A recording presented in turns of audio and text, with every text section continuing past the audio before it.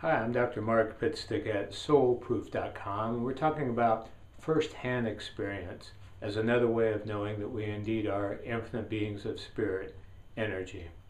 Now, first-hand experience is the least documentable. However, it's the most impressive to the person who's had the experience. For example, when I was 21 years old, I awakened one morning and looked on the ceiling and saw this image, this vision.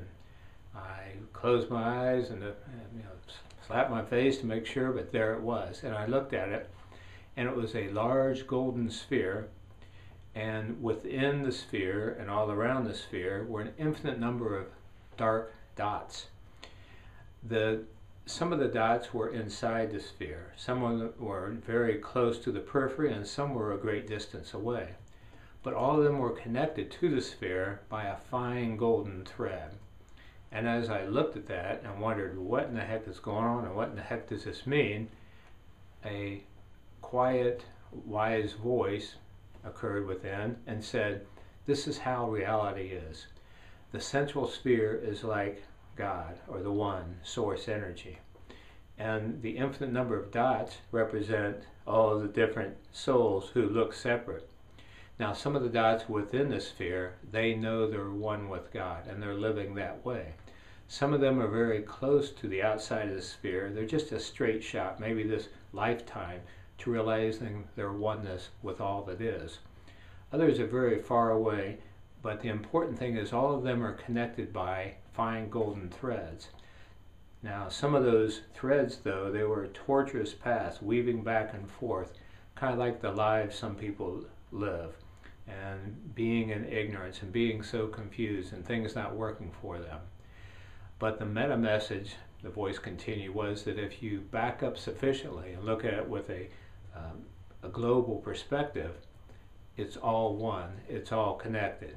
And that's certainly a powerful experience for me. No one else saw it. I can't prove it happened, but I know it happened, and it's very meaningful for me. First-hand experience. Emanuel Swedenborg, the famous mystic, said, quote, "Do not believe me simply because I have seen heaven and hell, have discoursed with angels.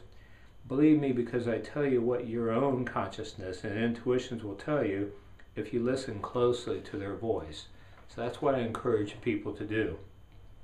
Now, first-hand evidence can involve subtle discernment, and there are words in our language that reflect this more subtle way of perceiving spiritual or non-physical realities. For example, gut feeling, inner voice, second sight, heartfelt, seeing with the mind's eye. So apprehending spiritual realities is not like stepping your toe on a concrete block. Usually they're not that solid, but they're nonetheless just as real. Now, one of the aspects of first-hand evidence or first-hand experience is childhood knowing. Many children before age of 5 will have experiences because they've just come from spirit world. They may have imaginary playmates, they may see people that we don't see, they may talk about it, and it's important not to belittle them or put them down and criticize them, but rather to ask questions and to learn from their experiences. And then around age 5, generally, children become enculturated when they start kindergarten, and then they'll forget where they came from and become totally indoctrinated earthlings. We'll talk more about this in the next video.